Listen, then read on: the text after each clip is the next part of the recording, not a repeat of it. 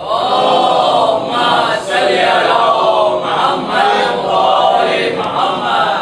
ایک اور بلند اللهم صل علی محمد وآل محمد. لا حول ولا قوة الا باللہ العلی العظیم. اعوذ باللہ من الشیطان الرجیم. بسم اللہ الرحمن الرحیم. الحمدللہ الذی قصرت عن رؤیتہ ابصار الناظرین وعجزت عن ناطقہ آذان الباصرین. صلی علی محمد وآلہ الطاہرین ولعنۃ اللہ علی اعدائہم وقتلتہم اجمعین من لیلنا ھذا الی یوم الدین. اما بعد فقد قال اللہ سبحانہ تبارک و تعالی فی کتابہ المبین وقال اللہ بسم اللہ الرحمن الرحیم الحمدللہ رب العالمین. صلی اللہ اللهم صل علی محمد وآل محمد. فرمایا صاحب عظمت درجات الفاظ نے فرمایا مالک معجز نما انداز نے فرمایا مولا کائنات امیر المؤمنین حضرت علی اللهم صل علی محمد وآل محمد. مولا کائنات کے صحابی نے مولا سے آ کر ایک سوال پوچھا. اس سوال کے جواب میں جو اوصاف و صفات مولا نے بیان کیے اس میں پہلی صفت پر انشاءاللہ آپ کی خدمت میں ان مجالس میں ذکر کریں گے. سائل اس کا نام تاریخ میں طارق بتایا گیا. پوچھنے والے کا نام طارق تھا اور اس نے آ کر مولا کائنات سے سوال پوچھا کہ یا علی یہ بتائیے کہ اللہ کی طرف سے جس سے امام بنایا جاتا ہے آخر وہ امام کیا ہوتا ہے, وہ امام کیسا ہوتا ہے اور وہ امام کون ہوتا ہے. مولا کائنات نے اس سوال کے جواب میں امام کے صفات بیان کی اور بتایا کہ دیکھو جن میں یہ چیزیں پائی جاتی ہے امام وہ ہوتا ہے, اور اگر جن میں یہ صفات نہ پائے جائیں تو وہ امام نہیں ہوتا. جس میں صفات موجود ہو اس کی امامت کا ساری عالمین انکار کرے تب بھی وہ اپنے مقام پر امام رہتا ہے, اور جس میں صفات موجود نہ ہو اسے پوری دنیا اگر چیخ چیخ کر امام کہے تب بھی وہ کیونکہ صفت سے موصوف کو پہچانا جاتا ہے. مولا کائنات نے جو جواب دیا وہ جواب امام کی وہ تعریف ہے جو پروردگار عالم کے دین میں اس کے مذہب میں ہے, لیکن مذہبی تعریف سے پہلے دین میں اللہ کی تعریف سے پہلے آپ کی خدمت میں ڈکشنری کے اعتبار سے کہ زبان کے اعتبار سے لغت کے اعتبار سے امام کسے کہا جاتا ہے, کیونکہ امام ایک اتنا زیادہ زبان کے اعتبار سے اتنا زیادہ وزنی لفظ ہے کہ اس کا استعمال کسی کے لیے بھی نہیں کیا جا سکتا. شروع ہوگا اس کے مادے سے الف میم میم, اس سے لفظ بنے گا امام ہے نا. تو الف میم میم ہے امم, لیکن یہ جب سمٹے ہوئے ہوں جب دونوں میم ایک جگہ سمٹے ہوئے ہوتے تو وہ ہو جاتا ہے ام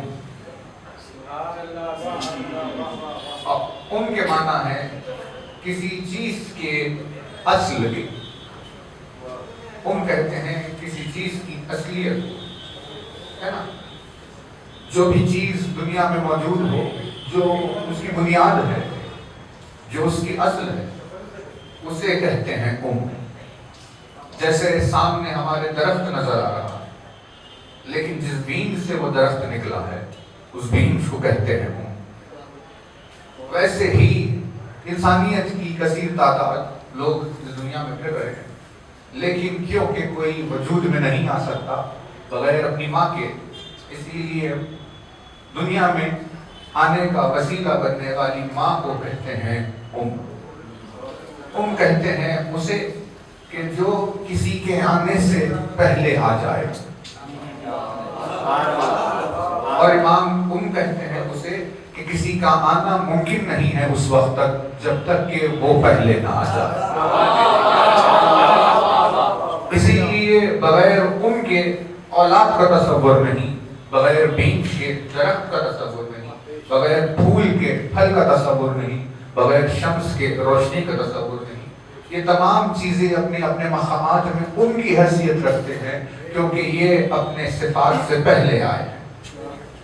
اس سے لفظ بنا یعنی مراسی وغیرہ میں آپ نے کتنی مرتبہ سنا کہ شاہ یا شاہ یعنی پہلے آنے والوں کا شہنشاہ، جو لوگ پہلے آئے ہیں ان لوگوں میں جو پہلے آ گیا شہنشاہ، اس سے لفظ بنا امام۔ اسی لیے امام اسے کہتے ہیں کہ جو آگے ہوتا ہے، امام اسے کہتے ہیں جو پہلے ہوتا ہے نا۔ امام اسے نہیں کہا جا سکتا جو بعد میں آئے، امام اسے نہیں کہا جا سکتا جو پیچھے رہ جائے، چاہے کسی چیز میں بھی ہو۔ توجہ ہے نا، یعنی مثال کے طور پر ڈاکٹر مریض کے آگے امام کی حیثیت رکھتا ہے نا۔ بھئی مریض بیمار ہے، اب ڈاکٹر نے اس سے جو کہا وہی بات سنو، لیکن ڈاکٹر ہونے کے اعتبار سے مریض سے آگے ہے، لیکن انجینئر ہونے کے اعتبار سے، دیوار بنانے کے اعتبار سے وہ انجینئر سے آگے نہیں ہے۔ مطلب کسی مقام پر آگے ہے، کہیں پر پیچھے ہے، تو کیونکہ کسی بھی مقام پر پیچھے ہو گیا اسی لیے اسے امام نہیں کہا جا سکتا، کیونکہ امام اسے کہا جائے گا کہ کسی بھی رخ سے اسے پیچھے نہ کیا جا سکے۔ امام اس ہستی کو کہتے ہیں جو ہر لحاظ سے آگے ہوتی ہے، اور ایسے ہی آگے ہوتے ہوتے ہوتے اتنا آگے نکل گیا کہ زمانہ اس کے پیچھے ہو گیا۔ وجہ ہے نا، آگے ہوتے ہوتے پہلے ہوتے ہوتے اتنا پہلے ہو گیا کہ زمانہ اس کے پیچھے ہو گیا، اسی لیے اس ذات کو امام زمانہ کہا جاتا ہے۔ اسی لیے اس ہستی کو امام زمانہ کہا جاتا ہے، یعنی زمانے کا امام جو زمانے سے پہلے آیا، زمانہ اس کے بعد آیا، زمانہ اس کے پیچھے چلتا ہے، وہ زمانے کے آگے چلتا ہے۔ زمانہ السلام علیکہ یا صاحب العصر والزمان، عصر، زمان، دہر، دور، وقت کی الگ الگ صورتیں۔ دور کسے کہتے ہیں؟ دور کہتے ہیں ایسے وقت کے دائرے کو جو پلٹ پلٹ کر آتا ہے، اسے کہتے ہیں دور۔ یعنی 1 جنوری کو شروع ہوا دور، 31 دسمبر تک ختم ہو گیا، پھر سے 1 کو شروع ہوا، یہ ہے دوسرا دور۔ مطلب ایک دائرے کا اگر چکر کاٹتے رہے تو ایک ایک چکر کو دور کہا جائے گا، لیکن عصر اسے نہیں کہا جائے، زمان اسے نہیں کہا جائے، بلکہ ایک زمانہ ایسا جس میں بے حساب دور ہوتے ہیں، وہ زمانہ کہ جو کائنات و کونین کے وجود کی جہاں سے ابتدا ہوئی، یعنی جہاں سے ہر چیز کی شروعات ہوئی، جسے آپ عالمین کا الف کہہ سکتے ہیں، وہ عالمین پر الف کی حیثیت رکھنے والا جس کے پیچھے کھڑا ہو وہ امام زمانہ ہوتا۔ اسی لیے زمانے کا امام اپنے ظہور کے لیے زمانے کا انتظار نہیں کر رہا ہے، بلکہ زمانہ اس کے ظہور کا انتظار کر رہا ہے۔ اگر وہ وقت کا انتظار کرنے لگ جائے تو پھر وقت کا امام کیسے ہوگا؟ اس کا مطلب یہ ہے کہ وقت انتظار کر رہا ہے کہ کب وہ پردے سے باہر آئے، کیونکہ زمانے کے آگے اس کی ذات ہے۔ امام زمانے سے پہلے ہوتا، زمانہ امام کے بعد۔ اب توجہ رہے بہت زیادہ، لیکن زمانہ شروع کہاں ہوا؟ زمانہ شروع ہوا کن سے۔ کن کہا اللہ نے تو اب شروع ہو گیا جو کچھ بھی نہیں تھا. اسی لیے اسے کیا کہتے ہیں؟ اسے کونین کہتے ہیں, کائنات کہتے ہیں. کائنات یعنی کن کہنے کے بعد جو لفظ ہے, اوریجنل لفظ اس کا ہے وہ ہے کون. کون کسے کہتے ہیں؟ کون کہتے ہیں اسے جو کن کے بعد ہوا. اور کون کے معنی ہے حادثے کے, ڈسٹربنس کے. توجہ رہے بات, کون کے معنی ڈسٹربنس کے. کوئی بھی کانسٹنٹ چیز ہے قدیم جس میں کسی قسم کی تبدیلی نہیں, اگر اس میں کچھ بدلاؤ پیدا ہو جائے تو اس بدلاؤ کو کہتے ہیں کون, ہے نا. ایگزامپل, گھر میں ہم بیٹھے ہوئے آرام کر رہے, کوئی ڈسٹربنس نہیں, لیکن ایک دم سے دروازے پر کوئی آ گیا جس سے آپ کے آرام میں خلل پڑ گیا. جو آرام کا جو کانسٹنٹ جو پیریڈ تھا وہ بدلا, تو آپ نے آواز دی کون. کون کے معنی یہ ہے حادثے کا پیدا ہونا, کسی حادث چیز کا وجود میں آنا, اسے کہتے ہیں کون. اگر ایک ہے تو کون, اور دو ہے تو کون ہے. اور یہ سارے کون ہیں جس کے کن کہنے کے بعد ہو جائے اسی کو کہتے ہیں مولانا و مولا الثقلین. مولانا و مولا الکونین ابو الحسن والحسین علی ابن ابی طالب.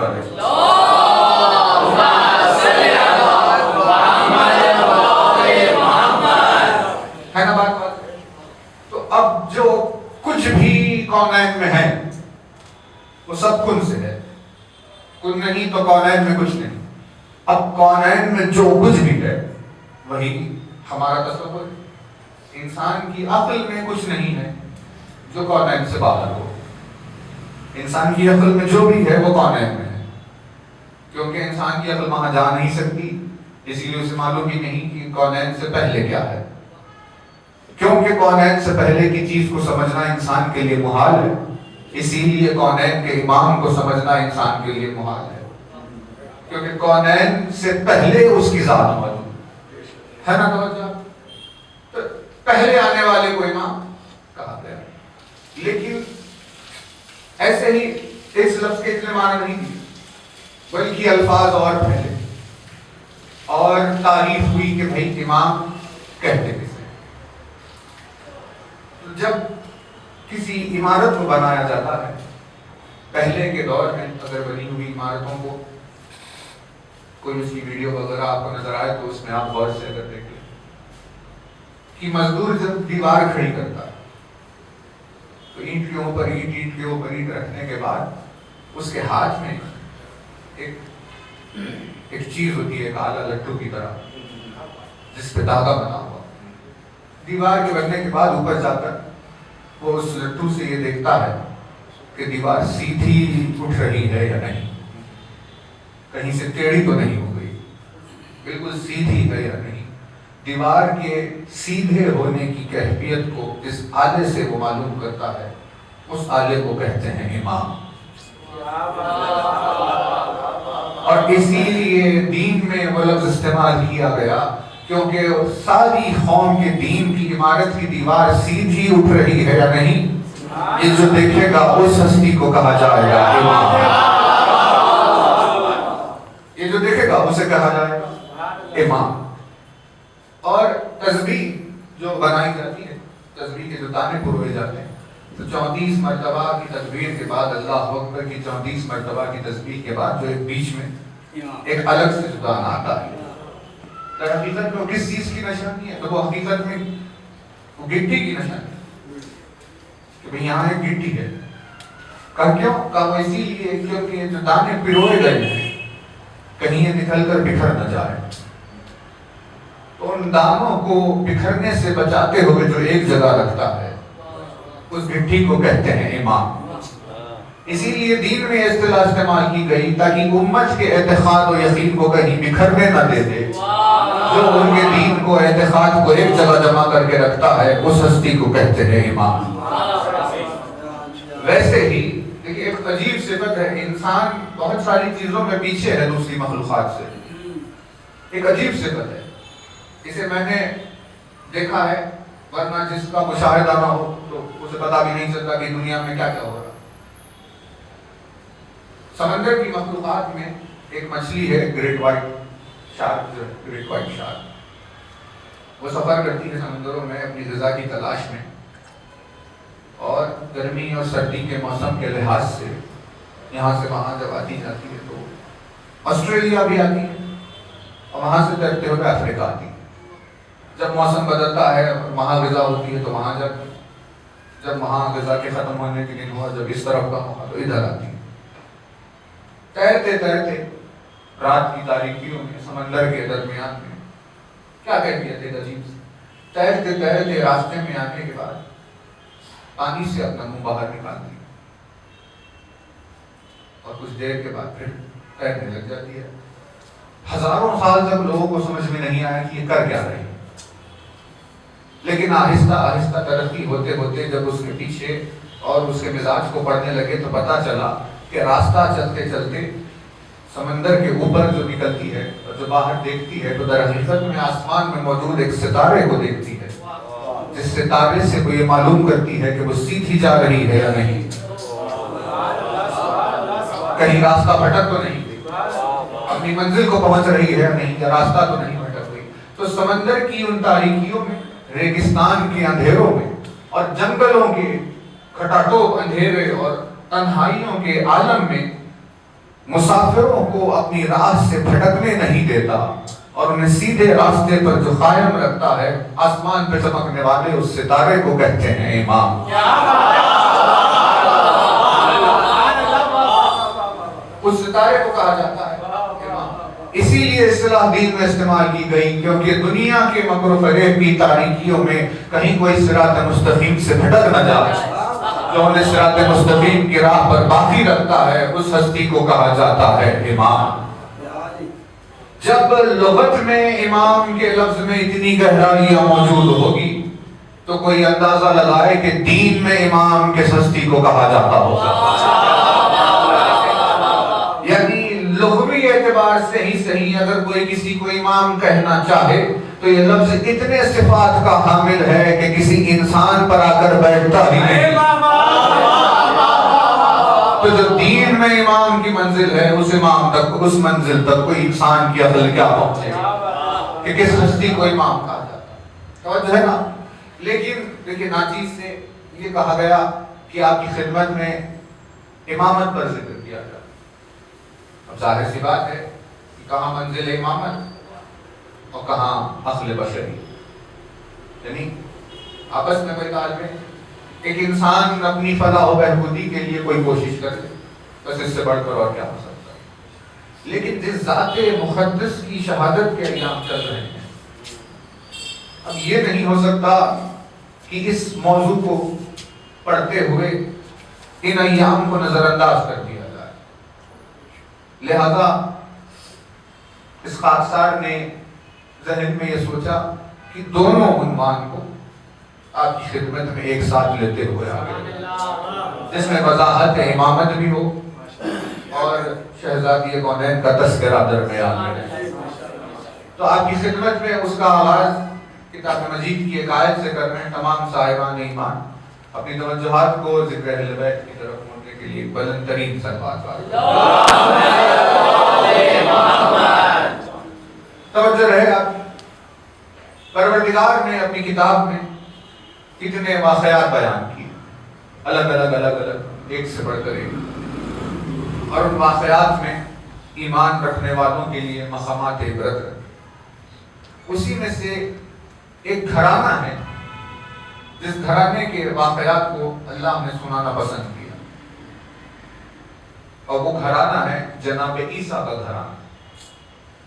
اللہ نے عیسیٰ کا بھی ذکر کیا، ان کے بھی واقعات سنائے، ان کی ماں کا بھی ذکر کیا، ان کے بھی واقعات سنائے، ان کے بھائی بہنوں کا بھی تذکرہ کیا، ان کے باپ دادا کا تذکرہ کیا، یعنی عیسیٰ کے نہیں ان کے خاندان کے تمام افراد کا ذکر کیا.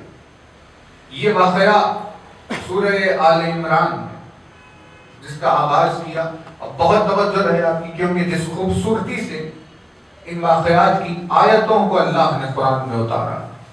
اس کا حسن انسان کو اخلاق و تہذیب بندگی سکھاتا کہ اس کے دربار میں کسی بندے کو کیسا ہونا چاہیے۔ ارشاد ہوا کہ بسم اللہ الرحمن الرحیم، اذ قالت امرأۃ عمران ربی انی نذرت لک ما فی بطنی محررا فتقبل منی انک انت السمیع العلیم۔ واقعہ یہاں سے شروع ہوا اور یہ پورے واقعے کی ابتدا ایک احساس سے ہوئی ہے۔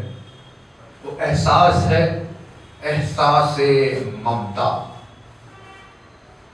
ممتا کے احساس، ایک رشتہ، ایک جذبہ، ایک احساس کہ جسے پوری دنیا میں اللہ نے سب سے بڑا درجہ عطا کیا، وہ ہے ممتا کا احساس، ماں کا۔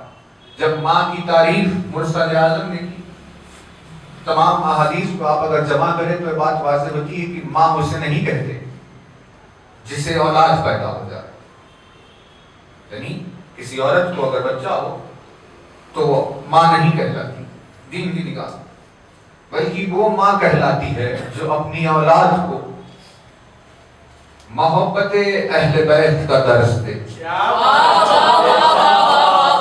جس کی آغوش میں پلتے ہوئے کوئی بچہ علی کے الفاظ، اس کا نام، اس کا ذکر کرنا سیکھے تو اللہ نے اس آغوش کو ممتا کی آغوش قرار دیا ہے نا۔ یہ واقعہ بھی وہیں سے شروع ہوا کہ اس وقت کہ جب تاریخ نے جناب ہنا نام لکھا، جسے ہنا بھی پڑھتے ہیں، کہیں ہنا بھی پڑھتے ہیں، کہیں اسے ہنانا بھی کہا گیا۔ یہ ہے جناب عمران کی زوجہ، توجہ ہے نا، جناب عمران کی زوجہ، یہ ہے مادر مریم، یہ ہے حضرت عیسیٰ کی نان جناب حنا یا جو بھی کا نام جناب ہے۔ یہ ایک مرتبہ انہوں نے ایک منظر دیکھا کہ درخت پر موجود گھونسلے میں جو چڑیا کے بچے تھے وہ اپنی ماں کا انتظار کر رہے تھے۔ کچھ دیر کے بعد ان کی ماں آئی، اپنی چونچ میں اپنے بچوں کے لیے کھانے کی غذا، کچھ دانے وغیرہ لے کر آئی۔ اس کی آمد پر ان کے آشیانے میں، اس گھونسلے میں خوشی کی لہر دوڑ گئی، اور جانور ہوتے ہوئے، پرندہ ہوتے ہوئے اتنا بلند احساس کہ غذا کو جا کر ڈھونڈ کر تلاش کر کے لانا اور اپنے بچوں کے لیے اس کا خیال رکھتے ہوئے آنا، اور جب وہ اپنی بچپنے کی زبان میں چیخ چیخ کر جب آگے بڑھ رہے تھے تو اپنے پروں میں انہیں جیسا مانو آغوش میں لے لینا، اور اس کے بعد اپنی چونچ سے آہستہ آہستہ انہیں دانے کھلانا۔ یہ منظر انہوں نے دیکھا تو ان کے دل میں بھی ممتا کی خواہش پیدا ہو گئی، اور انہوں نے دعا کی کہ اے میرے پروردگار، تو مجھے بھی ایک ماں بنا دے تاکہ مجھ میں بھی یہ جذبہ پیدا ہو، تاکہ مجھ میں بھی یہ ولولہ پیدا ہے نا۔ یعنی ہمت کی تعریف، جذبے کے ہمت کی تعریف کی گئی، جذبے کے ولولے کی تعریف کی گئی۔ توجہ رہے بہت زیادہ۔ دیکھیے جب کوئی علی کی محبت میں، ایک فرد، ایک نوجوان جب علی کی محبت میں لاکھوں لوگوں کے آگے ڈٹ جاتا ہے تو یہ حقیقت میں اس کی اپنے بازوؤں پر قوت اور طاقت پر اعتماد نہیں ہوتا، بلکہ اس کے خون میں وہ احساس ممتا ہوتا ہے جو اسے میدان سے ہٹنے نہیں دیتا، ورنہ انسان میں یہ جذبہ نہیں پایا جاتا۔ آپ کسی بھی لحاظ سے کسی بھی چرند کو، پرند کو، درند کو، انسان کو کہیں بھی دیکھ لیجئے، کتنے بڑے حریف سے اولاد کے خاطر ٹکرائے گی، وہ ہے ماں، ہے نا۔ یعنی عجیب و غریب کہتے ہیں۔ ایک منظر جو ہم نے اپنی آنکھوں سے دیکھا کہ ایک مرغی جو اوپر سے چیل جو گزرتی تھی تو روزانہ اس سے خوف ہوتا تھا. گھر کے قریب میں وہاں جہاں لوگ مرغی پالتے ہیں, اور اس پرندے کو, سیل کو دیکھ کر وہ جا کر چھپ جاتی. کچھ دن گزرنے کے بعد اس نے انڈے دیے اور اس میں سے چھوٹے چوزے نکل کر آئے, اور جب اپنے چوزوں کو لے کر چرانے کے لیے آگے بڑھی اور پھر سے وہی چیل جب گھومنے لگی تو جس سے ساری زندگی ڈر کر بھاگ رہی تھی, اس کے آتے ہی اپنے پروں کو پھیلا کر اس کے سامنے آ گئی کہ میرے بچوں کو کچھ نہ کیا تھا. یعنی قوت اور طاقت کی بات نہیں ہے, بلکہ ایک جذبہ ہے جو ثابت قدمی پیدا کر دیتا ہے. ویسے ہی علی کی محبت میں جب کوئی جوان کھڑا ہوا لاکھوں کے آگے ثابت قدم رہتا ہے تو یہ قوت و توانائی ہاتھوں اور پیروں کی طاقت کی بات نہیں ہے, بلکہ اس کے خون میں دوڑنے والا احساس ممتا جو اسے کہیں جانے نہیں دیتا. ویسے ہی ان کے دل میں یہ خواہش ہوئی کہ کیا جذبہ ہے ایک پرندے میں, یہ جذبہ کہ اپنے بچوں کے لیے ڈھونڈ کر غذا لے کر اتنی مشکلوں سے لا کر پہنچا ہے اور کھلانے میں خوش ہو, ہے نا. یعنی لینے میں خوشی نہیں, دینے میں خوشی ہو رہی ہے. مولا کائنات نے یہی تو تعلیم توجہ ہے بہت زیادہ. یعنی کون سا رخ ہے قرآن مجید کا ایسا جہاں علی کے فضائل درمیان میں نہیں آئے. علی نے کیا کہا؟ علی نے کہا کہ مزاج کا امیر ہونا انسان کو چاہیے, نہ کہ مال و دولت کا امیر. کا مزاج کا امیر کسے کہتے ہیں؟ کا مزاج کا امیر وہ ہے کہ جس کے پاس اگر 10 روپے بھی ہو تب بھی اس کے مزاج میں دینا ہوتا ہے, لینا نہیں ہوتا. اور جس کے پاس لاکھوں کی جائیداد ہو لیکن اگر مزاج میں امیری نہیں پائی جاتی تب بھی کسی کے آگے مانگتا ہوا نظر آتا. ممتا کا یہ احساس کہ لا کر بچوں کے لیے دانے دینا اور دینے میں خوشی. انہوں نے دعا کی, پروردگار مجھے بھی تو ماں بنا دے, اور اللہ نے ان کی دعا کو قبول کیا.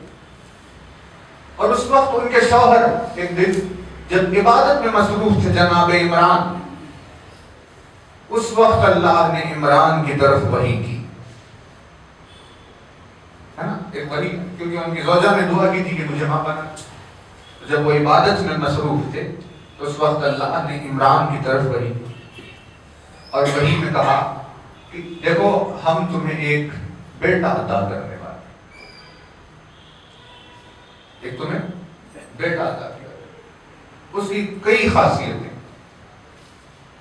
جس میں سے ایک یہ ہے کہ وہ اپنے ہاتھ سے مس کر کے اندھوں کو, پیدائشی اندھوں کو روشنی دے دے گا, آنکھوں کی روشنی دے دے, اپنی ہاتھ سے مس کر کے بیماروں کو شفا عطا کرے.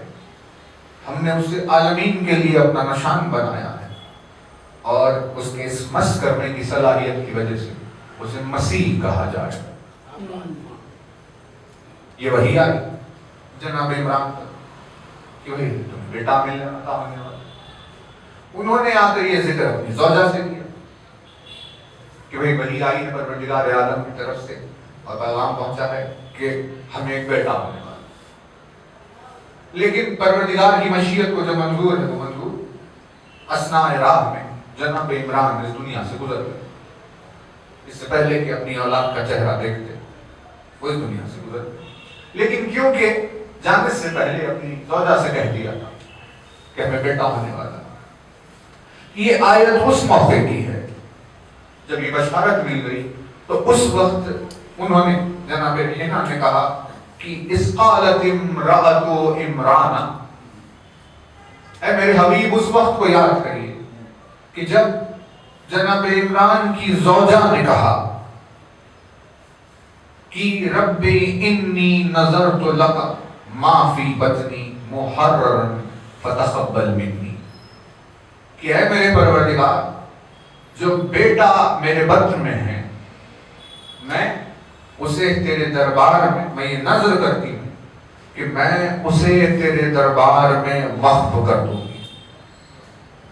اسے میں تیرے دربار میں وقف کر دوں, یعنی اسے میں اپنے پاس پالوں گی, پوسوں گی نہیں, اپنے پاس نہیں رکھوں, بلکہ تیرے گھر کی کام کاج کے لیے, جیسے مجاور ہوتے ہیں جیسے آج اٹھانے ایک کے بعد ایک کے بعد ایک, دادا نے کیا, باپ نے کیا, بیٹے نے کیا, ان کی اولاد ایک جو چل رہی وقف ہو گئی, یعنی نسل وقف ہو گئی کہ بھئی آج خانے کی خدمت کرے. ویسے ہی انہوں نے کہا کہ میں اسے نظر یہ کرتی ہوں کہ تجھے وقف کر فتقبل منی، لہذا تو میری اس نظر کو قبول فرما، انک انت السمیع العلیم۔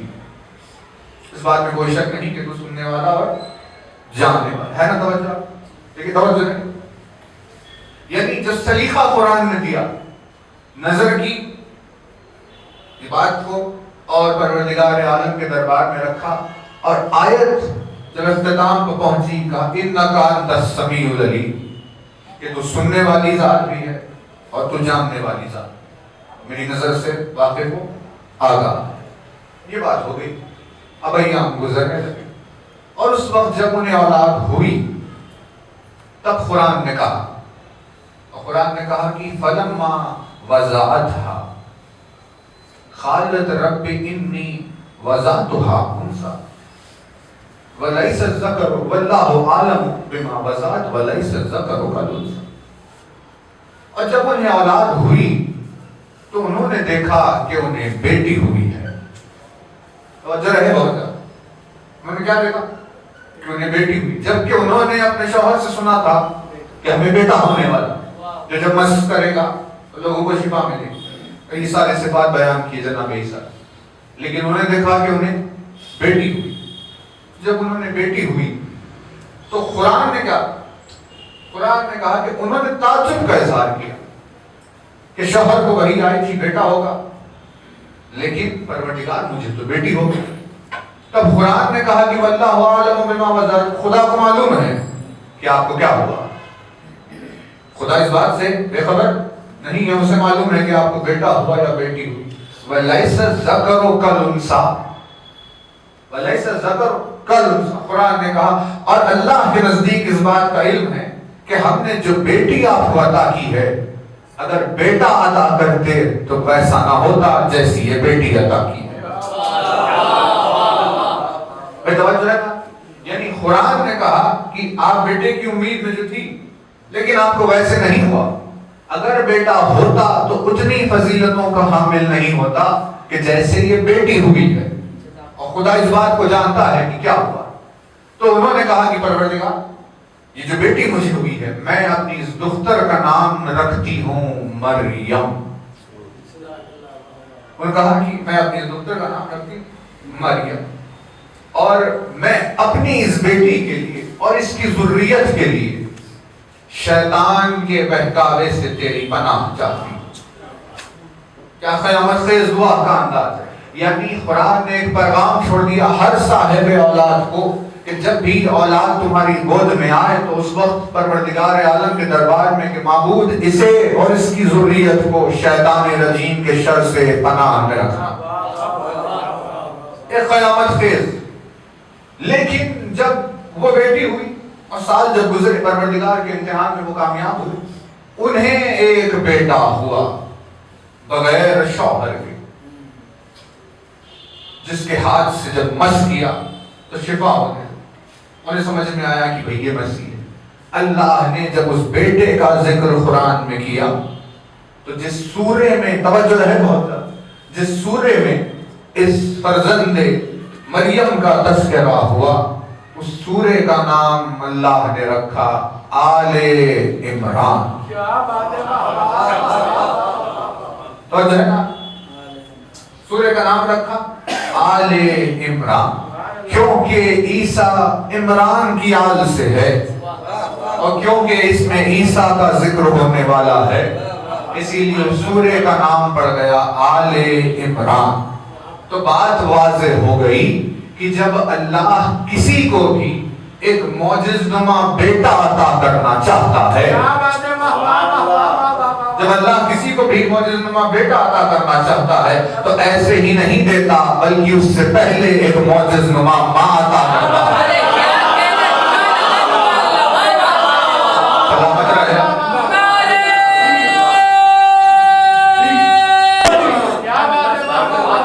ایسے ہی نہیں دیتا، بلکہ پہلے ایک ماں عطا کرتا ہے، اور اس ماں کی پاکیزگی کے وسیلے سے معجزنما بیٹا عطا کرتا ہے۔ تو جب اس وقت جب انہوں نے دعا کی کہ مجھے اولاد ہو، تو جب جناب عمران کو عیسیٰ جیسا بیٹا دینا چاہا تو اللہ نے عمران کو عیسیٰ نہیں دیا، بلکہ عیسیٰ اور عمران کے بیچ میں مریم کو رکھا، اور مریم کی اولاد کا نام عمران پر رکھا، اور کہا یہ عیسیٰ جو مریم کا بیٹا ہے یہ ہے آل عمران۔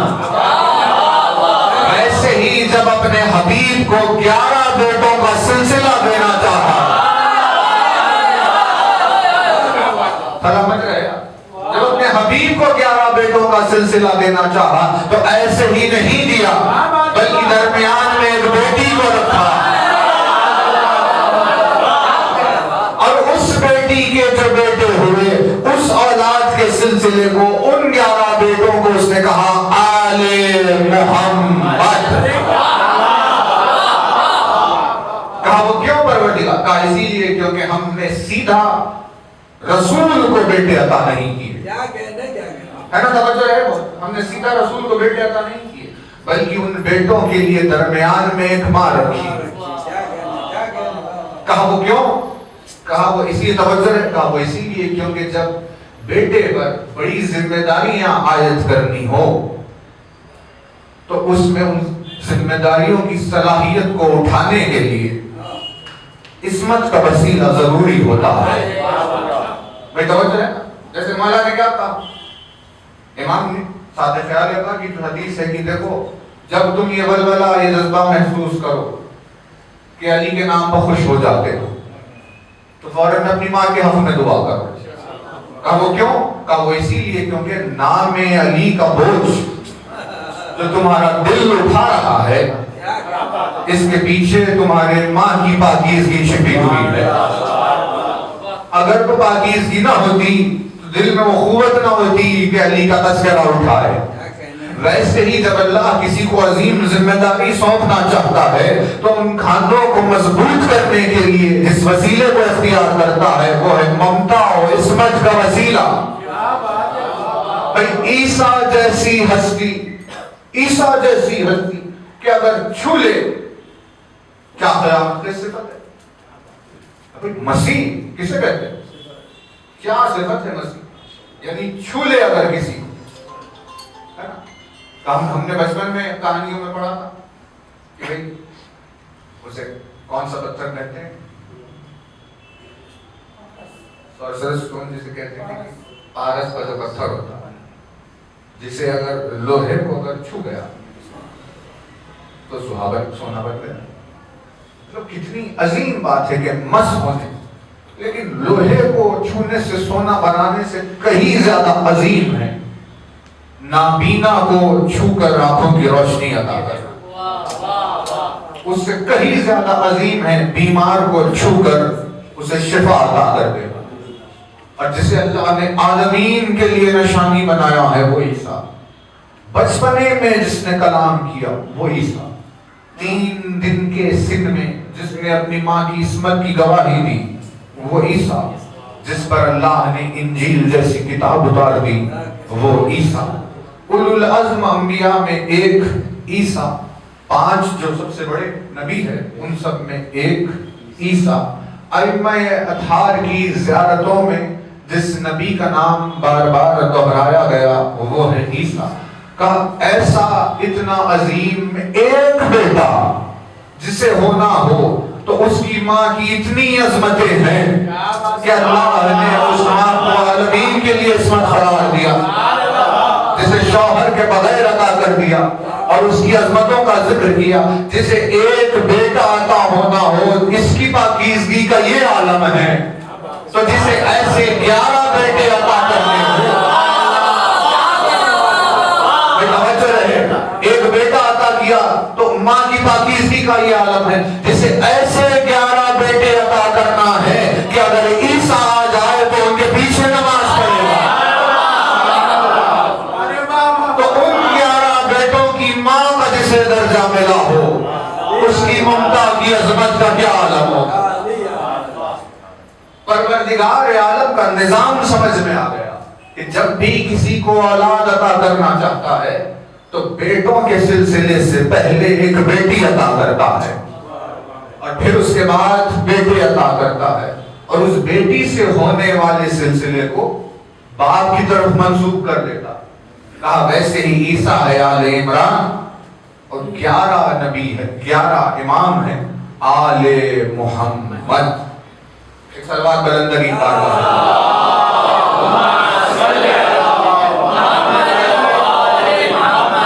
اب توجہ رہے آپ کی.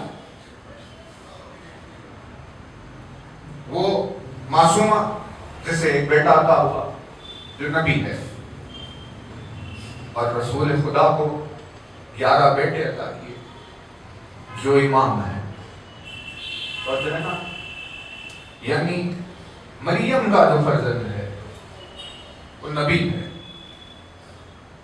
اور جو تمام شہزادی کے فرزند ہیں وہ امام ہے. وہ ہے نبوت، یہ ہے امامت. اور ان دونوں میں جو ہے مشترک، جو دونوں میں شریک ہے، وہ ہے ایک چیز جو ہے عصمت. نہ عصمت کے بغیر نبی کا ذکر ہوا، نہ عصمت کے بغیر امام کا ذکر ہوا. یعنی نبوت ہو تب بھی عصمت سے آئے گی، امامت ہو تب بھی عصمت سے آئے گی. اور جو ہے نا، امامت ہو تب بھی عصمت سے آئے گی. 11 اماموں کا سلسلہ، اور یہ سارا امامت کا منصب امامت پر تو گفتگو ہوگی، لیکن منصب امامت پر گفتگو کوئی کرے کیسے جب تک کہ عصمت کا اسے عرفان حاصل نہ ہو. جب تک کہ اسے عصمت کا عرفان حاصل نہ ہو. یعنی عصمت ایک ایسی پاکیزگی کا نام ہے کہ جس کے بغیر سلسلہ امامت شروع نہیں ہو سکتا. بھئی توجہ ہے، لیکن امامت کا عرفان، یعنی عنوان اگر امامت ہو کہ بھئی امامت پر کوئی کیا چیز کہی جا سکتی، کہا امامت کا یہ سلسلہ شروع نہیں ہو سکتا اس وقت تک جب تک کہ عصمت درمیان میں نہ ہو. یعنی عصمت وہ رتبہ، وہ منصب ہے کہ نہ نبوت شروع ہو سکتی ہے نہ امامت شروع ہو سکتی ہے. اور اگر نبوت شروع نہ ہو اور امامت نہ شروع ہو تو اس وقت توحید ادھوری رہ جاتی ہے. نہیں توجہ نہیں کر رہے. لیکن توحید جو اپنے آپ کو کامل کرنا چاہ رہی ہے، اس کے لیے نبیوں کو بھیجا تاکہ پیغام توحید واضح ہو. پیغام توحید کی وضاحت کے لیے اماموں کو بھیجا تاکہ پیغام توحید واضح ہو. نبی و امام نہ ہو تو توحید ادھوری رہ جائے گی، توحید سے کوئی آشنا باقی نہیں رہے گا. لہذا توحید اپنے کمال کے خاطر نبیوں اور اماموں کے سلسلے کو جاری کر رہی ہے، لیکن یہ ممکن نہیں ہے اس وقت تک جب تک کہ درمیان میں عصمت نہ آ جائے.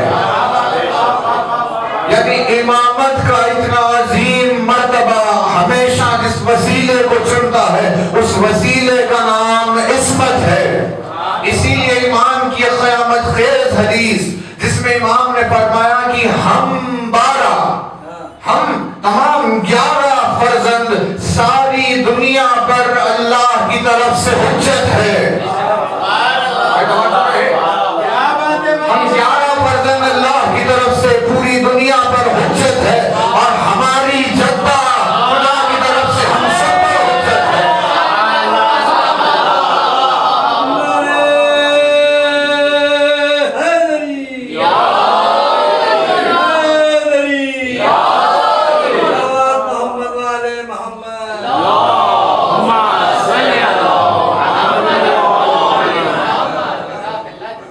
ہم مخلوق پر اللہ کی حجت ہے اور ہم پر ہماری دادی خدا کی طرف سے حجت ہے. کہا امام کے اس اماموں کے سلسلے پر خدا کی طرف سے شہزادی کا حجت ہونا، کہا وہ کس وجہ سے؟ کہا اس وجہ سے کیونکہ یہ سلسلہ امامت شروع ہی نہیں ہوتا اگر یہ کہ درمیان میں عصمت نہ آتی. ہے نا توجہ؟ وقت ہے ابھی کی کچھ بات کریں؟ ہے نا توجہ؟ ایک بلند ترین صلوات پڑھیں.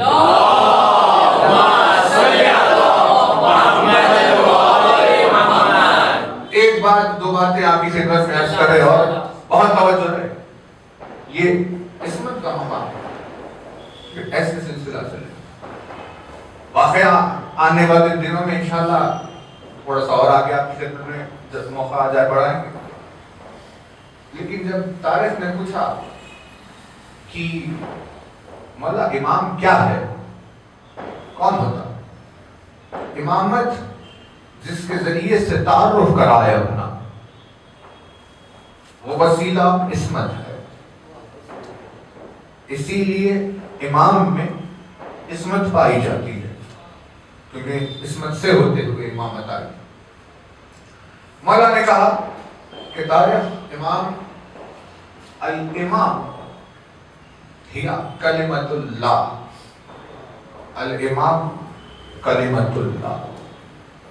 مختصر ظاہراً لگے گا کہ اس میں کیا بات ہے، لیکن بہت بڑا جواب دے دیا. پوچھنے والا سامنے ایک تھا، لیکن جواب وہ دے دیا جو لاکھوں اور کروڑوں مل کر نہیں اٹھا سکتے.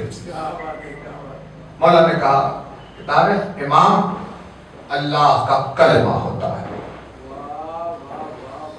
امام اللہ کا کلمہ. توجہ دیکھیے، کلمہ کس چیز کو کہتے ہیں؟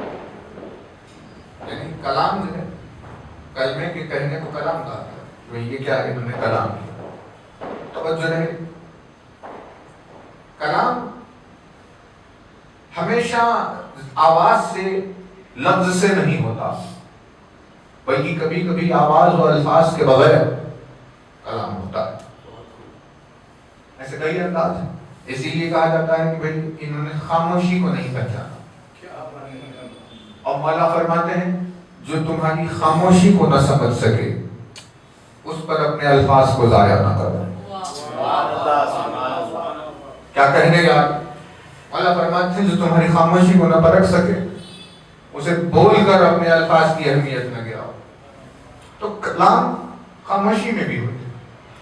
لیکن جو ڈیفینیشن ہے، توجہ رہے آپ کی، نہج البلاغہ میں جو پہلا خطبہ جو سید رضوی نے جب جمع کیا، تو جو پہلے نمبر پر جو خطبہ ہے اس میں مولا کائنات نے جس سے خطبے کا آغاز کیا، الحمدللہ الذی لا یبلغ مدحتہ القائلون. اللہ فرماتے ہیں کہ صاحب حمد ہے وہ پروردگار کہ قائلون کی مدح جس کی حمد سے حاصل ہے. توجہ ہے نا، الحمدللہ الذی لا یبلغ مدحتہ القائلون. قائلون کی مدح وہاں نہیں پہنچ سکتی جہاں اس کی حمد ہے. وہ ذات قابل تعریف. مولا نے اپنے اس ایک جملے میں ایک روٹ کے دو لفظ استعمال کیے. وہ کون سے؟ حمد اور مدح. ہا ہے میم دال، میم دال بھی ہم، اور میم دال ہے اس سے مدح. یہ دونوں ایک ہی مادے سے. مولا فرماتے ہیں کہ اس کی حمد کو کسی کی مدحت نہیں پہنچ سکتی. اب مدحت کس کی ہوگی؟ مدحت علی نے کہا قائلون کی ہے. میں توجہ ہے، دیکھیے خالہ، خالہ کسے کہتے ہیں؟ خالہ یعنی اس نے کہا، خالو یعنی انہوں نے کہا، قل یعنی آپ تم کہو، قولو یعنی تم سب کہو. ایسے خالہ یعنی قول مطلب کہنا، خالہ یعنی کہنے والا. اس نے کہا، قائل یعنی خالہ یعنی اس نے کہا، اور قائل یعنی جو انہوں نے کہا. قائل اسی لیے کہاوت میں آ گیا کہ میں ہم بھی آپ کی بات کے قائل ہیں، مطلب ہم بھی وہی کہہ رہے ہیں جو آپ کہہ رہے ہیں، ہے نا. قائل. مولا نے کہا لا یبلغ مدحتہ القائلون، بولنے والے. قائل مطلب ایک، قائلون یعنی سب بولنے والے.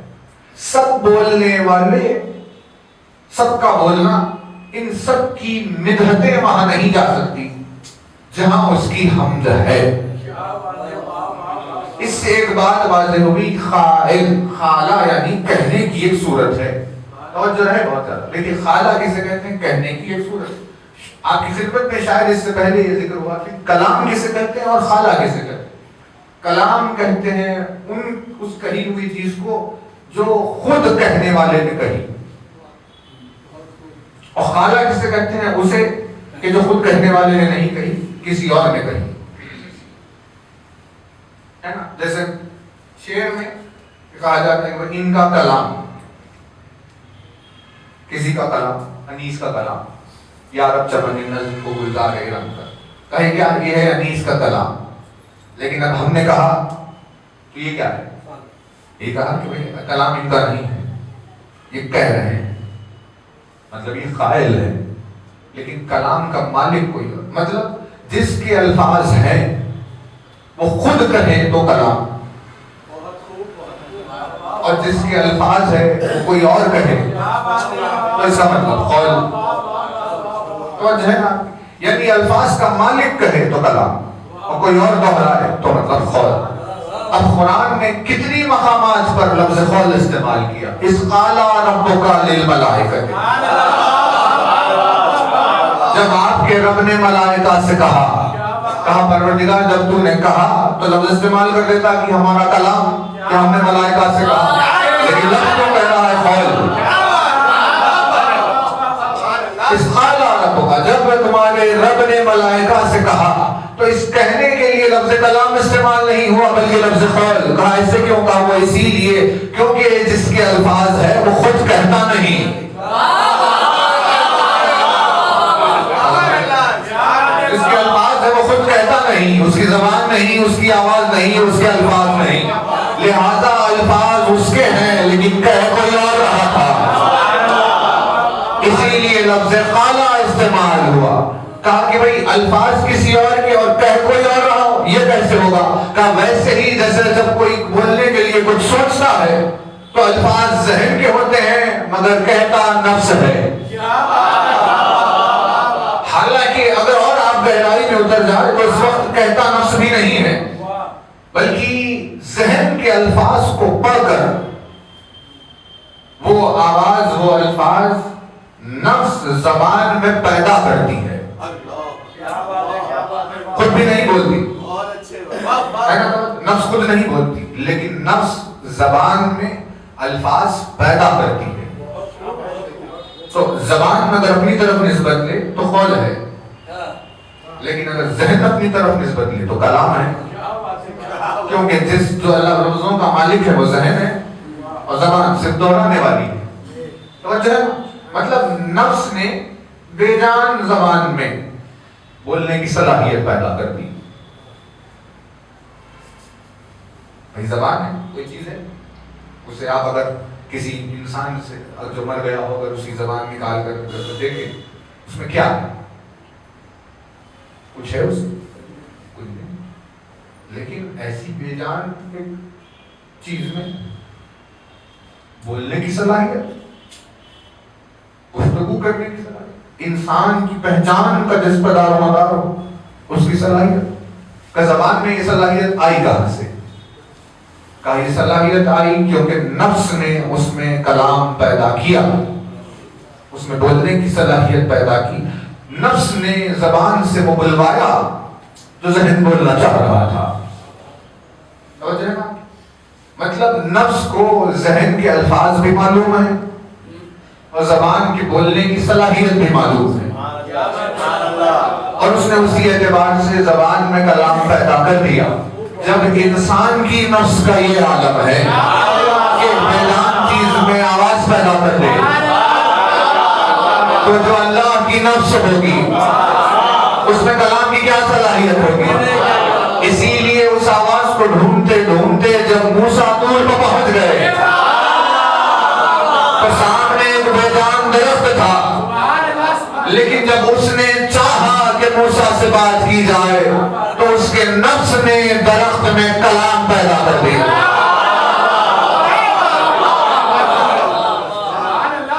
اس کے نفس نے درخت میں کلام پیدا کہا۔ یہ کون؟ یہ ہے کلام۔ یہ کون؟ یہ توجہ ہے بہت، یعنی کیا قیامت کے جملہ رکھا مولانا نے کیا جملہ؟ قیامت کے قائلون، مولانا کہتے ہیں قائلون یعنی ہے کون پہلے سے پہچان۔ ایک عجیب جملہ کہا، اور امام فرماتے ہیں کہ بھئی قائل تو بہت دور، کلام تو کہاں ہے؟ بات اگر قول کی کرے تب بھی امام نے کہا کہ انسان سے قول کہنا ممکن نہیں ہے، کوئی بات کہنا ممکن نہیں. سوال جو سائل تھا پریشان ہو گیا کہ مولا یہ کیسے، لوگ تو اتنی باتیں کرتے ہیں لیکن امام نے کہا خول نہیں ہے. کرتے ہیں باتیں لیکن خول نہیں. کہا وہ کیا؟ کہا وہ ہے فیل. وہ فیل یعنی مطلب بات نہیں، حرکت ہے نا، ورب کہتے ہیں اس کو. ورب یعنی فیل. مطلب اس کی تعریف کیا؟ تعریف یعنی کہ حرکت کرنا کسی چیز کو لے کر، وہ ہے ورب. امام نے کہا انسان قول اسی لیے نہیں کہہ سکتا کیونکہ جب بھی وہ کچھ کہنا چاہے گا وہ فیل ہو جائے گا. قول کے کہنے میں بھی فیل ہو جائے گا اور اس کا عمل بھی فیل ہو جائے گا. کیوں؟ کیونکہ اس کی آواز کے لیے لنگز میں حرکت ہوتی ہے، گلے میں حرکت ہوتی ہے، جنبشیں ہوتی ہیں، کئی وائبریشنز ہوتے ہیں.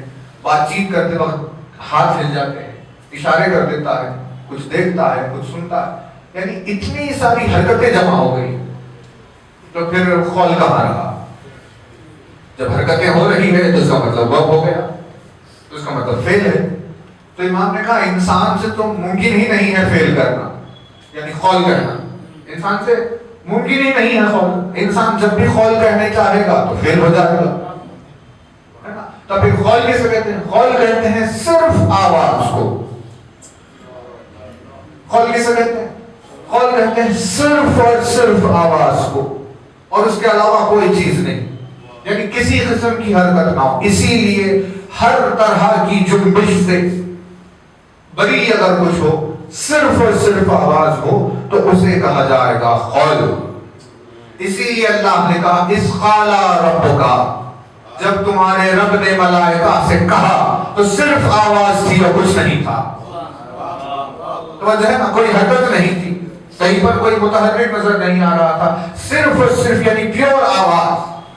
اسی لیے کہا کہ اس قالا ربکا، کہ جب آپ کے رب نے کہا، ہے نا توجہ، یعنی کہنے میں اتنی صلاحیت، کہنے میں اتنی ساری چیزیں موجود ہیں.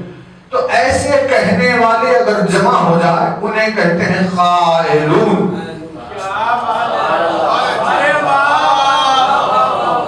ایسے کہنے والے اگر جمع ہو جائے انہیں کہا جاتا ہے قائلون. اور علی نے کہا جب بھی قائلون کسی کی تعریف کریں گے تو وہ مدح ہو جائے گی، حمد نہیں ہوگی. جب بھی قائلون تعریف کریں گے تو وہ مدح ہو جائے گی، حمد نہیں ہوگی. بہت توجہ رہے، مدح اور حمد کا، مدح اور حمد بہت کتنی الگ الگ چیزوں کا فرق ہے، لیکن ایک بنیادی فرق جو ہر جگہ مل جاتا ہے وہ کیا ہے؟ کہا کہ بھائی مدح مخلوق کی تعریف، حمد خالق کی تعریف. حمد اس تعریف کو کہتے ہیں جو خالق کی ہے، مدح اس تعریف کو کہتے ہیں جو مخلوق کی ہے. علی نے کہا قائل اگر کسی کی تعریف میں کچھ کہے گا تو مدح ہو جائے گی، کیونکہ قائلون کی تعریف کبھی ہم تک پہنچ ہی نہیں سکتی. بھائی توجہ رہے، دیکھیے بات عجیب ہے لیکن بہت سارے راز جو پوشیدہ اس پہ، یعنی ایک لفظ سے واضح ہر چیز ہو جائے. بہت توجہ رہے. قائلون کے کہنے سے جو آواز ہے، اس سے جو مدحت ہو رہی ہے، اس سے جو تعریف ہو رہی ہے، اسے علی نے کہا کہ یہ مدح ہے، مدح. اور یہ کیا ہے؟ یہ نہیں، لا یبلغ، پہنچ نہیں سکتی وہاں. کہاں؟ جہاں اس کی حمد ہے، جہاں اس کی حمد ہے. تو اب جو بھی تعریف ہو اگر خالق کی نہیں ہے تو وہ سب کے سب مدح میں آتے ہیں، ہے نا. اور صرف ایک تعریف جو قائلون کی سطح سے آگے ہو، یعنی قائل کی نہ ہو، قائلون کی نہ ہو بلکہ اس سے آگے ہو، تبھی وہ جائے گی حمد تک، ہے نا. اس کو آسان واضح طور پر ایسے بھی سمجھا جائے گا کہ دیکھیے بولنے میں وہ جذبات اور کیفیت نہیں ہوتی جتنا محسوس کرنے میں ہوتی ہے نا. جیسے کہ مثال کے طور پہ آپ نے کوئی چیز دیکھی، شعر کا سامنا کیا، اور اب آپ نے آ کر لوگوں کو سنایا کہ بھائی ہم نے شعر کا سامنا کیا، تو وہ سننے والے سن رہے ہیں، لیکن شعر کا سامنا کیا کس نے؟ انہوں نے تو نہیں کیا جو سن رہے ہیں. تو وہ جو جذبہ آپ کے اندر ہے، جو احساس، وہ احساس آپ کے اندر ہی ہے، اسے الفاظ کے ذریعے سے پہنچایا نہیں جا سکتا. وہ جو ہے نا، اسے الفاظ کے ذریعے سے پہنچایا نہیں، بس وہ اس کے پاس ہے کہ بھائی مجھے معلوم ہے کہ میں نے کیا کس چیز کا سامنا کیا، اور اب میں لاکھ کوشش کروں بول کر سمجھانے کے لیے، لیکن وہ احساس پیدا نہیں ہوگا. تو اس کا مطلب یہ ہے کہ وہ احساس کا منتقل لفظوں سے نہیں، خاموشی میں ہوگا. اب اگر کوئی کسی کی خاموشی کو پڑھ سکتا ہے کہ بھئی اس خاموشی کے احساس کو اگر پڑھنے کی کسی میں صلاحیت پیدا ہو جائے، تو اس وقت یہ ہوگا کہ ہاں یہ خاموشی کے احساس کو جان رہے ہیں، ہے نا بات. ورنہ لفظوں میں کہاں بات رکھی ہے، حقیقت تک لفظ نہیں پہنچاتا. لفظ ایک وسیلہ ہے جو اشارہ کر دیتا ہے، لیکن حقیقت سے ناشنا رہتے ہیں سننے والے کہ وہ کیا چیز ہے. اب وہ جو ہے وہ جانے کہ بھئی وہ کیا چیز ہے. الفاظ کی کیونکہ یہ سرحدیں موجود ہے، اسی لیے علی نے کہا ان سرحدوں میں بولنے والے لاکھ بولتے رہیں، کبھی اس کی حمد نہیں ہوگی. لیکن اگر اس کی حمد ہوگی تو ان کی خاموشیوں میں ہوگی جنہوں نے اس کی حمد کی کیفیت کا سامنا کیا ہے.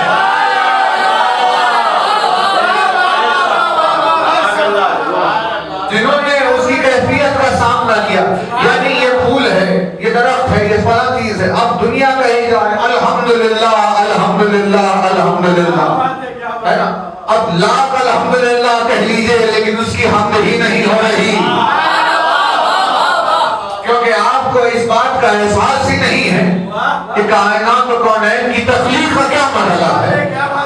بھائی بہت توجہ رہے، دیکھیں بات نازک آ گئی، جلدی سے آپ کی خدمت میں عرض کرے کہ کسی نے پھول کی خوبصورتی کو دیکھا اور کہا الحمدللہ، کتنا خوبصورت پھول ہے، اس کے بنانے والے کی حمد ہو.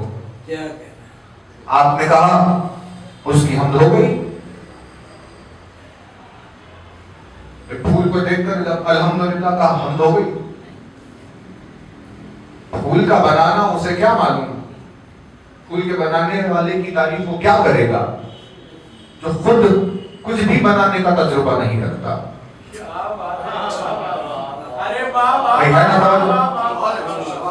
بھائی مثال کے طور پر جیسے بہادروں کے لیے مشہور ہے کہ اگر کوئی بہادر میدان جنگ میں لڑ رہا ہو اور اس کے حملے کی وہ تعریف چاہتا ہو، تو وہ کس سے چاہے گا اپنی تعریف؟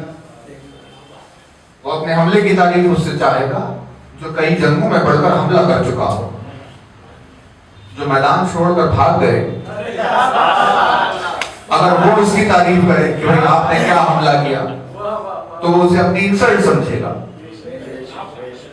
نہیں توجہ نہیں کیا. وہ سامنے والا بھلے ہی تعریف کے الفاظ استعمال کر رہا ہے لیکن وہ اسے اپنی انسلٹ سمجھے گا. آپ کو کیا معلوم حملہ کرنا کیا ہوتا ہے؟ آپ تو ہمیشہ بھاگ جاتے تھے. تو بھاگنے والے کو حملہ کرنا کیا ہے وہ کیا معلوم. لہذا حملہ کرنے والے کی تعریف وہ کرے جو حملہ کرنا جانتا ہے. ویسے ہی کسی ثابت قدم سے، کسی کرار سے اگر وہ اپنی تعریف سنے گا تو اسے خوشی ہوگی کہ ہاں یہ میرے حملے کو سمجھ سکتا ہے کیونکہ خود بھی حملے کرتا ہے. ویسے ہی اگر کوئی اللہ کے پھول بنانے کی، اس کے خالق ہونے کی تعریف کرنا چاہے تو خود اسے خلقت کا تجربہ رکھنا ضروری ہے.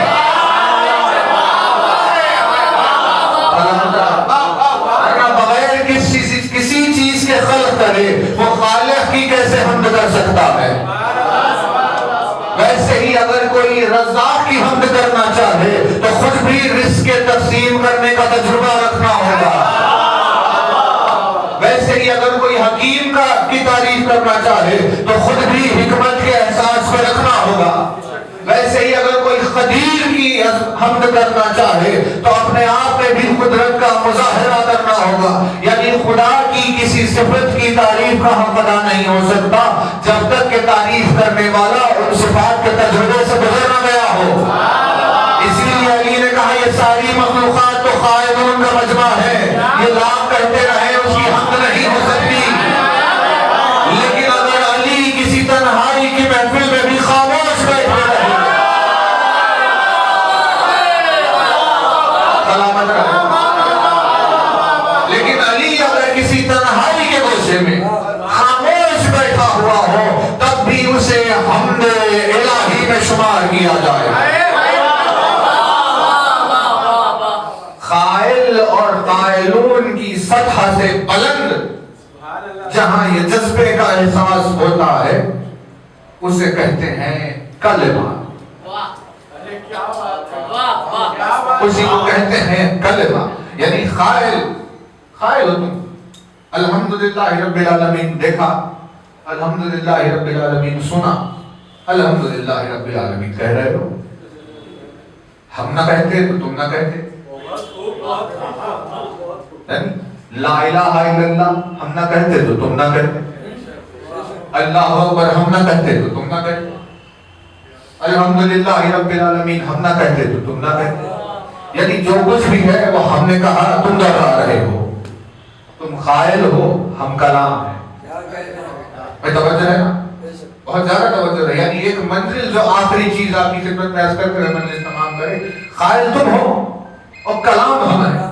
یعنی ہم اصل ہے اور تم اس اصل کو دوہرا رہے ہو, اور اس دہرانے پر یہ جو تمہیں جزا مل رہی ہے, جو بھی ثواب تمہیں مل رہا ہے, اسی دہرانے پر تم جنتوں میں جاؤ گے, اسی دہرانے پر اس نعمتوں سے سرفراز ہوگے, اسی دہرانے پر خدا کے منزل دربار میں تمہیں عزت ملے گی. سب کچھ اسی دہرانے پر ہوگا.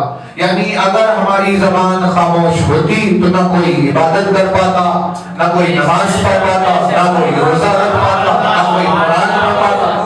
یعنی ہم اگر خاموش رہ جاتے تو عبادت کا کوئی تصور ہی نہیں تھا. اب جو بھی عبادتیں ہیں وہ سب کی سب قائلون کی مدح ہے, لیکن ہم اس کا وہ کلام ہے جس کی خاموشی بھی اس کا حمد ہوتی ہے, جس کی خاموشی بھی اس کی حمد ہوتی ہے. اسی لیے مولا نے کہا کہ دیکھو تاجر, امام اللہ کا کلمہ ہوتا ہے,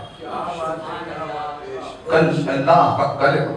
یعنی ایسی لطیف بات, ایسی لطیف بات کہ بھئی اب اوریجن بھی اگر لیکن ایک آیت ہے, سبحان ربک رب العزت عما یصفون, قیامت کی آیت ہے. قرآن ختم ہونے کے بعد اسے پڑھاتے ہیں مدرسے میں. اگر کوئی جو پڑھاتے ہیں قرآن روزانہ, کوئی ایک بار آئے تو یا جو بھی, اس کے بعد چلو رکھ دو تو یہ پڑھ سبحان ربک رب العزت عما یصفون.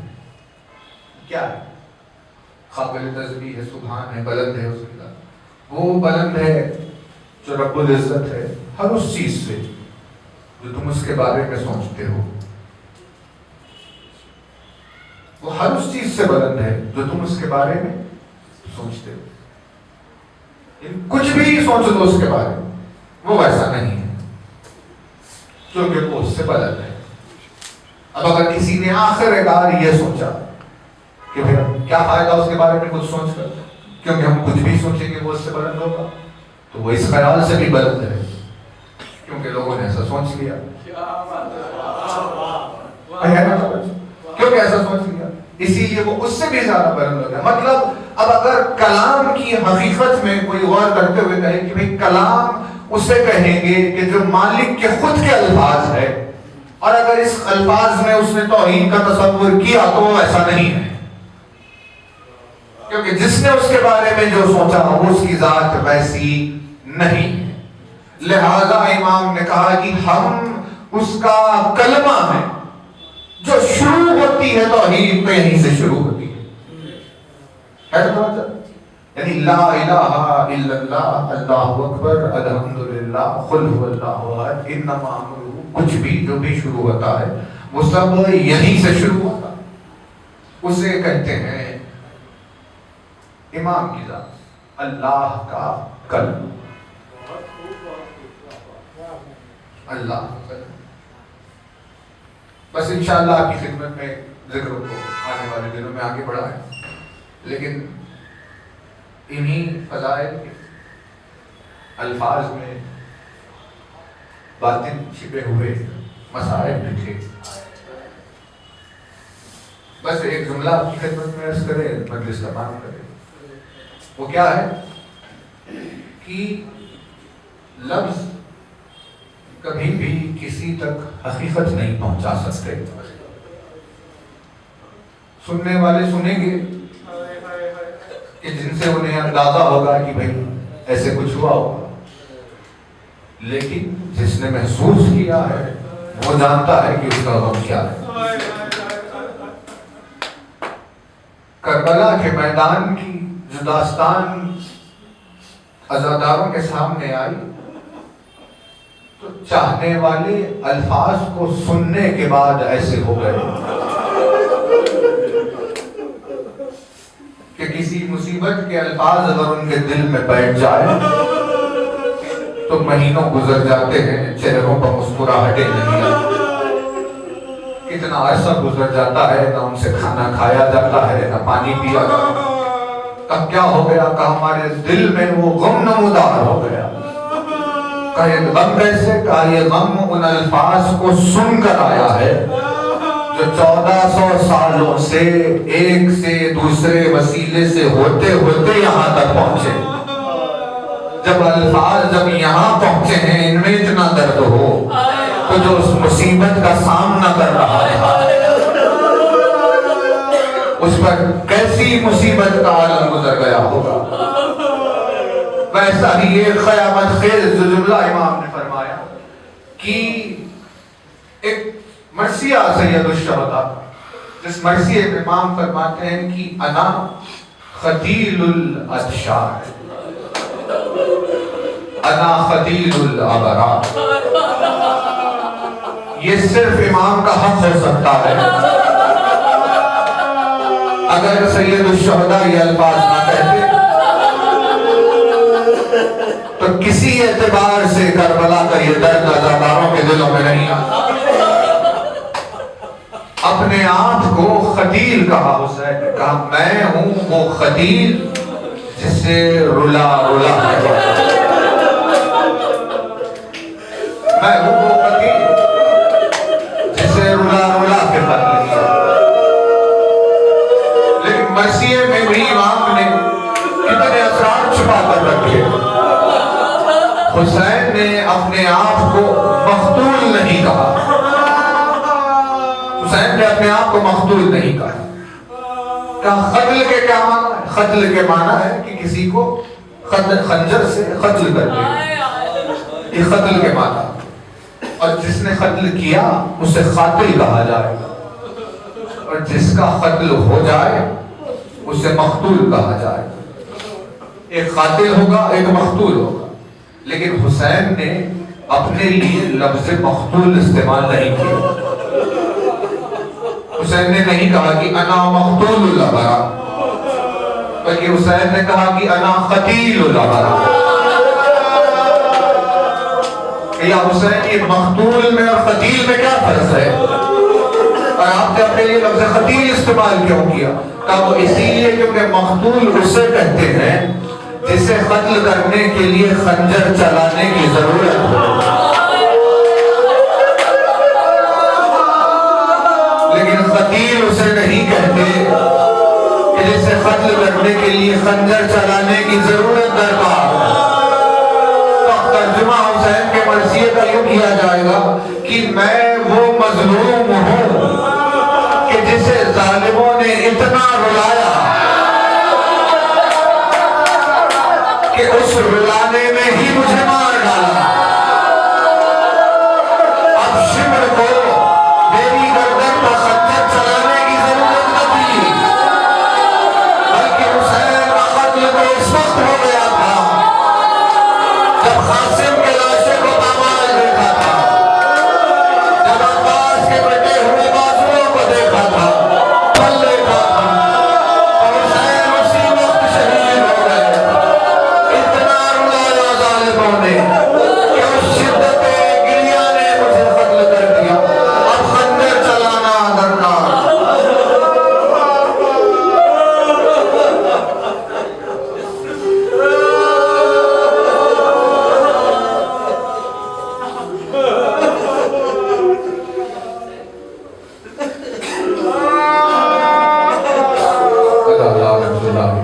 عليه وسيعلم الذين ظلموا أي منقلب